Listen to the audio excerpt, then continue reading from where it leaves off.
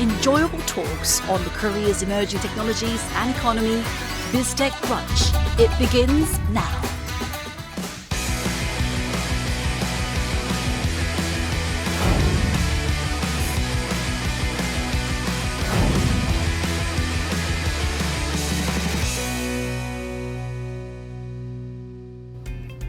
안녕하세요. KDI 김동영 연구원입니다. 안녕하세요. IT 칼럼니스트 이훈입니다.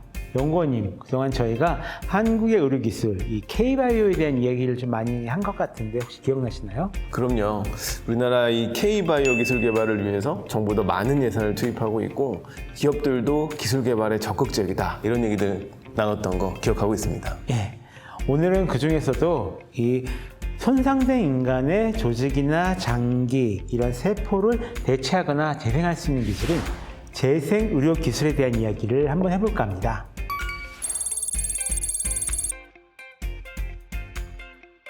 이 재생의료라고 하면 구체적으로 어떤 치료 방법이 있을까요?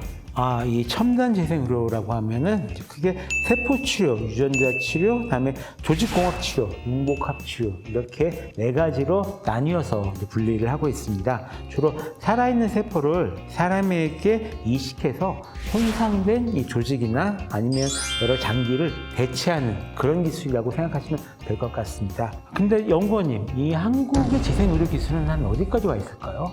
우리나라의 재생의료 기술은 그 중에서도 줄기세포 치료에 강점이 있습니다.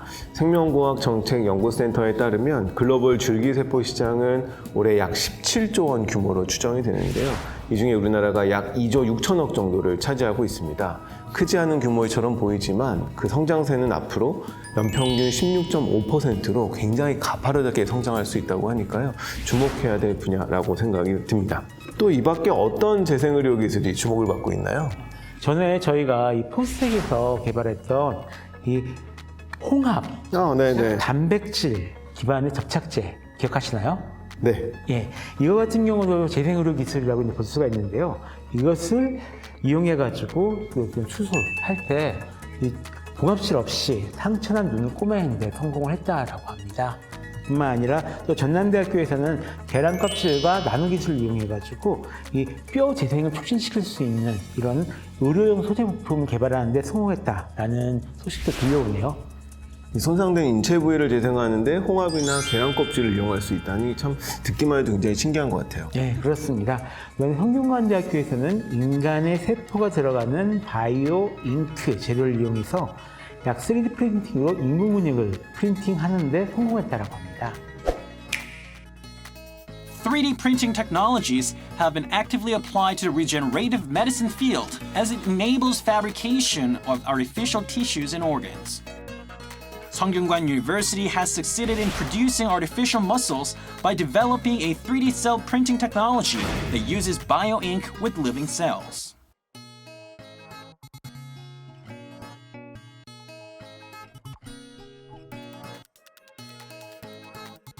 지금 이 물질 자체가 보통 저희가 말하는 바이오잉크라고 하는 물질입니다. 이 물질 안에는 콜라겐뿐만이 아니라 탈세포화되어 있는 물질이 존재하고 있고요.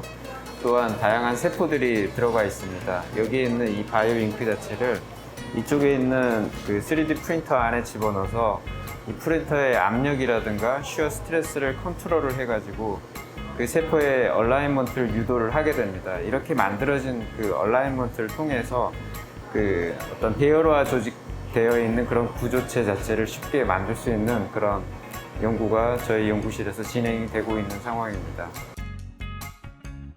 이 안에 들어와서 이 잉크를 어떤 재료를 쓰는가, 그걸 또 어떻게 출력하는가에 따라서 좀 달라지긴 하는 건데, A special bioink, which contains living cells like collagen molecules, is used for 3D printing, and the cultivation process is carried out at 37 degrees.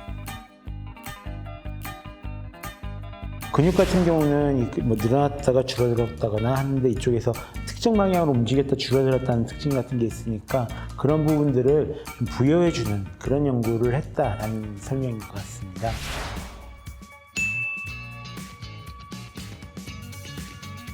이번 연구에서 개발한 기술은 근육 조직뿐만 아니라 배열된 구조를 가지고 있는 다른 신체 조직들, 예를 들어 신경 조직이나 심장 근육, 인대 등을 재생시키는 데도 효과적으로 응용될 수 있을 것으로 생각됩니다. 앞으로도 다양한 연구를 통해 손상된 조직이나 장기를 회복시킬 수 있는 생체 제작 기술과 의료 기술 개발을 바탕으로 실제로 많은 사람들을 도울 수 있도록 노력할 계획입니다. 실제로 아까 얘기했던 심장 근육이나 아니면 인대나 이런 부분들이 재생할 수 있다 그러면 굉장히 큰 거거든요. The transplanted artificial tissues can function like real muscles, and it is expected to give a boost to the treatment of various muscle diseases. 근육 조직이나 세포, 뼈 이런 것들까지 장기까지도 활용할 수 있다고 하니까 굉장히 신기하게 들리고요. 이 3D 프린팅 기술이 제조 영역에서만 쓰인다고 생각을 했었는데 어쩌면 의료 혁신의 또 다른 원동력이 되지 않을까 하는 생각도 해봅니다. 맞습니다. 또 앞으로 이 3D 프린팅을 이용하는 방법은 굉장히 무궁무진 다양하게 있을 수 있을 것 같은데요. 화상을 입은 피부 있잖아요. 이런 부분들을 복구하는데도 3D 프린팅이 쓰이고 있고요. 또 노화로 못 쓰게 된 연고를 재생하는 이런 방법도 지금 개발되고 있다고 합니다. 또 그뿐만 아니라 이 조직과 장기 재생 분야에서도 좀 좋은 연구 결과를 얻고 있다고 하니까요. 앞으로 어떻게 발전할지 좀 더 많이 기대를 하고 있습니다. 자, 그런데 이렇게 좀 장래가 밝아 보이는 재생의료 시장 전망은 어떤가요? 이 재생의료 시장은 기술 개발이 계속해서 이어짐에 따라서 시장도 계속 팽창할 것으로 보입니다. 보건복지부에 따르면 지난 2014년 45억 달러에 불과했던 이 세계 시장 규모가요. 연평균 17.3%의 성장세를 보이면서 2026년이 되면 308억 달러 규모의 시장으로 커질 것으로 예상하고 있습니다. 이에 따른 정부의 지원은 당연히 점점 커지고 있겠죠? 맞습니다. 우리 정부는 이런 신기술에 대한 선제적인 투자를 아끼지 않고 있는데요. 과학기술정보통신부와 보건복지부는 올해 7월부터 10년간 약 6천억 규모의 예산을 해당 분야에 투입할 계획입니다.